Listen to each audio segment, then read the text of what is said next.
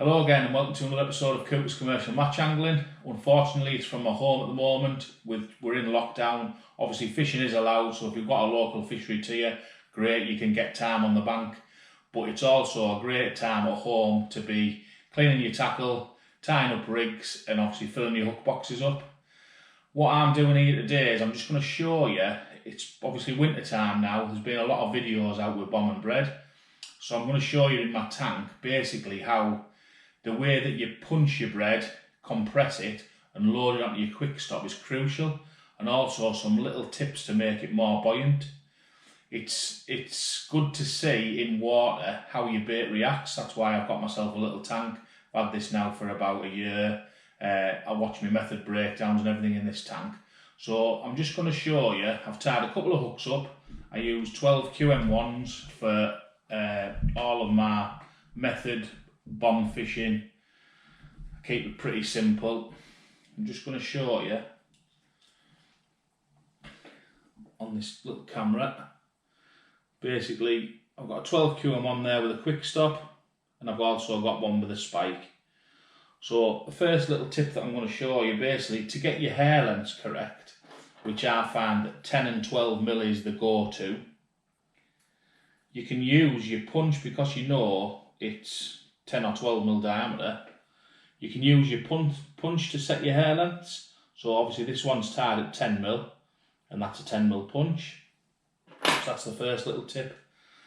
So I'm just going to show you now on an 8 mil puncher bread basically the difference of how you can compress your bread and how it reacts in the water. So I'm going to punch two 8 mil discs out together, and I'm going to compress them on the table just like I would compress my bread if I was dobbing on the pole. I'm then going to load them onto my quick stop.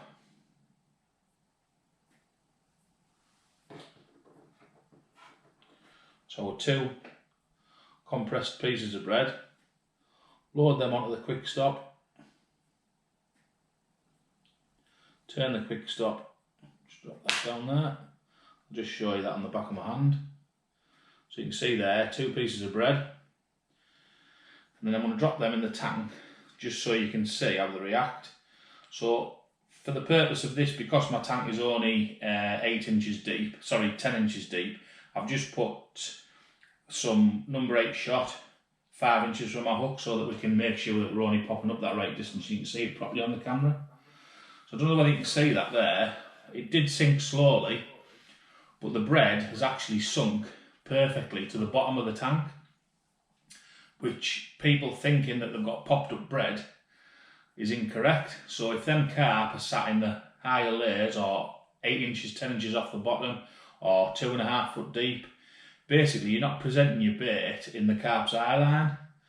So just because I've compressed the bread, I'm going to show you the difference now when you uncompress the bread and you punch individual pieces out, how it reacts. So I'll just lift out the tank, and then I'm just going to do exactly the same again, but I'm going to punch without compressing the bread, one individual piece out, put it on the side, another individual piece out, put it on the side. Obviously I'll only just again put the two pieces on because I don't want to, you know, sway your mind. So just pop them again on the quick stop.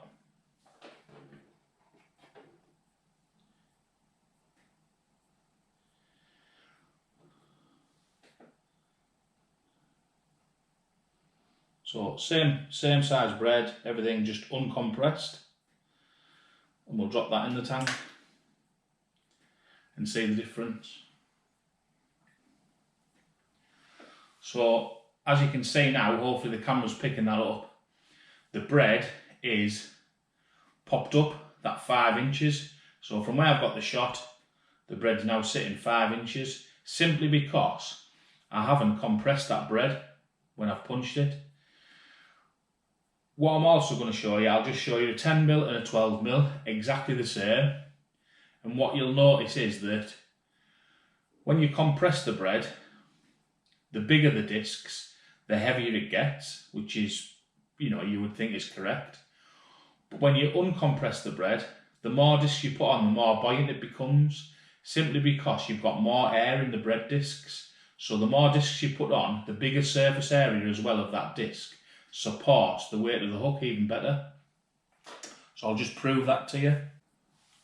I'll now show you 10mm compressed.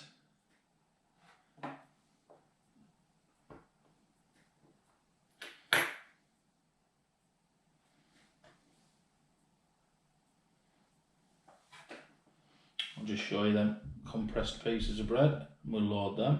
These are 10mm disc.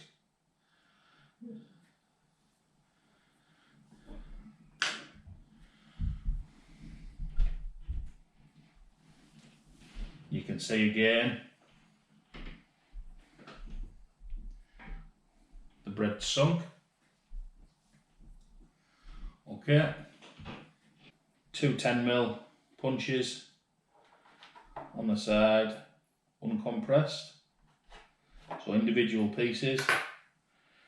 Again, pop them on the hair.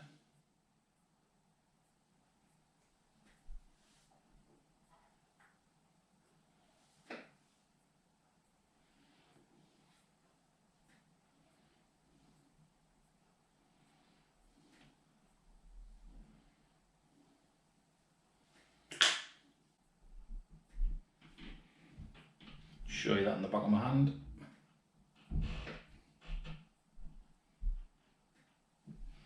Drop that in the tank. So again, uncompressed. Try and get in the middle of the tank. So you can see there, 2 10mm discs, uncompressed, again popped up 5 inches. So it's so crucial that you don't compress your bread. But what I'm going to show you now is, I also use a lot of pop-ups and little boilies. I carry them in this little tray. Basically gives me a range of colours, sizes, shapes, flavours. So pop-ups and wafters and sinking boilies. So I'm going to show you a little tip where you can use a combination of the pop-ups and the bread to create more buoyancy, and also the differences between sinking boilies, wafters and pop-ups just on a spike. Right guys, so I'll just show you now using a pop-up. So I've got some nice white round pop-ups. Basically what I've done is I've got a little drill and I've just drilled through them pop-ups, cut one in half. I'll show you the 2 half pieces here on the top of this tray. So basically cut a boilie in half, drill through the middle, just so I can put a pop-up on, then a couple of discs of bread and then another pop-up. So basically put it in half. So I'm just going to load the first half of the pop-up onto the spike, like so. Punch myself out. 10mm is generally my go-to when I'm fishing bomb bread, so I'll just, 10mm, so I'll just punch out 2 10mm pieces, put them on the side there. Okay.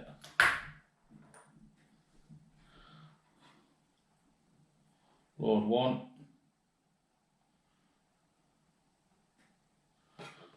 Load 2. Then finally, my last piece pop up over the top. A little bit fiddly with my fat fingers. So just push that over the top. Turn that quick stop.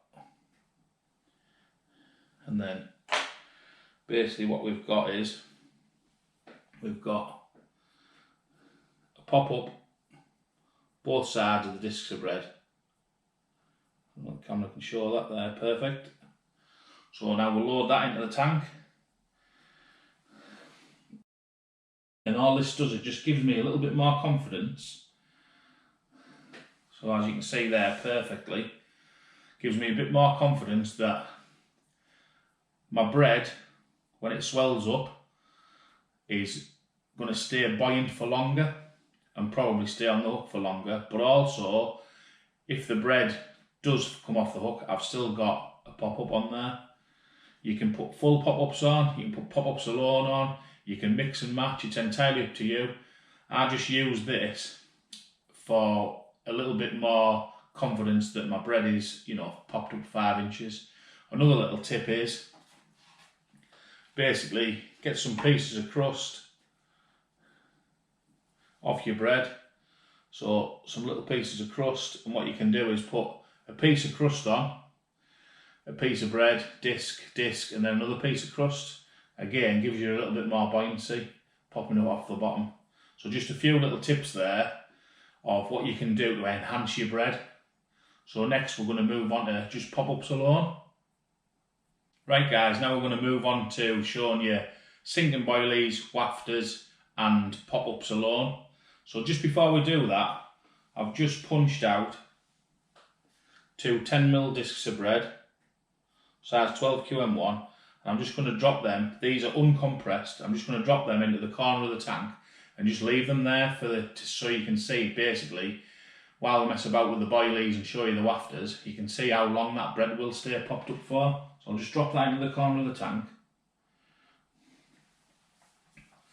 You can see, again, popped up lovely 5 inches. And then I'm going to get me spiked hook length and just put on one of them single white pop-ups. So I'll just show you spiking one of them.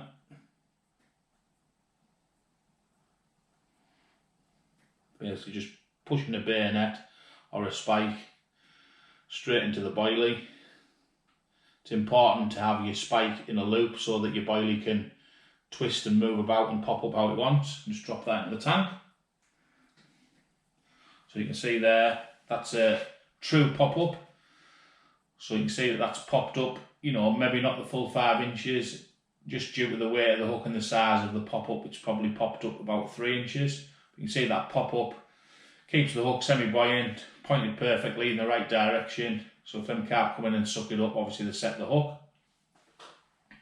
I'll show you same size but a yellow one. Just spike that yellow one.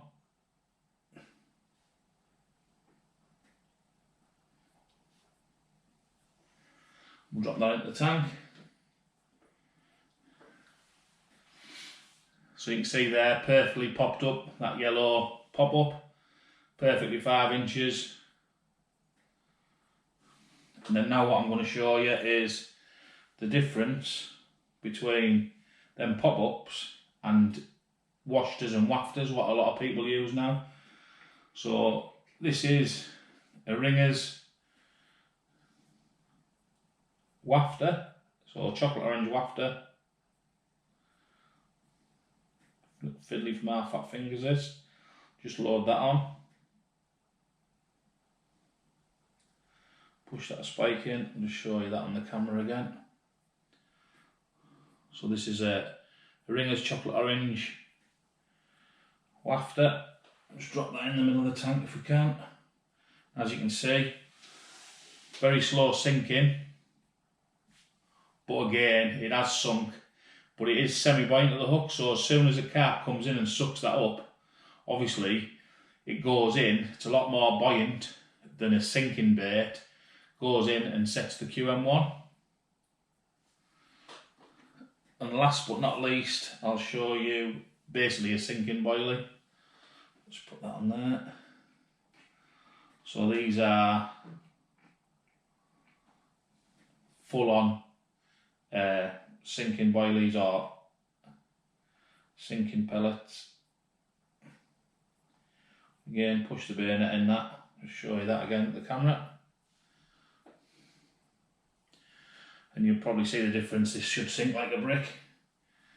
So as you can see, straight at the bottom, obviously the pellet is sat fully on the deck of the tank. It's not sat up by the swivel of the spike, or because that spike's in a little bit, allows the pop-up to sit up. Just pull that into the middle so the camera gets it better. So you can see a full-on sinking boilie there. One last thing then before we wrap up is just to say that it's also important for me that your hook length is correct. So you can use them number 8 stots or shots 4 inches, 5 inches from your hook, depending on how far you want to pop that bread up. But I prefer personally to have the right hook length from my lead to my hook for the distance that I want to pop that bread up, just so I've got more penetration of the fish's mouth. I can set that hook properly against the weight of the lead as opposed to the weight of the shot. So think about basically what you're going to do, the sizes of bread, how you compress them, how you load them, and hopefully put more fish on the bank for you when you're fishing bombing bread. Boilies, wafters. Hopefully this video has been very useful. If you enjoyed it, please subscribe to my channel, Cooper's Commercial Match Angling. Don't forget, scoop them in your net.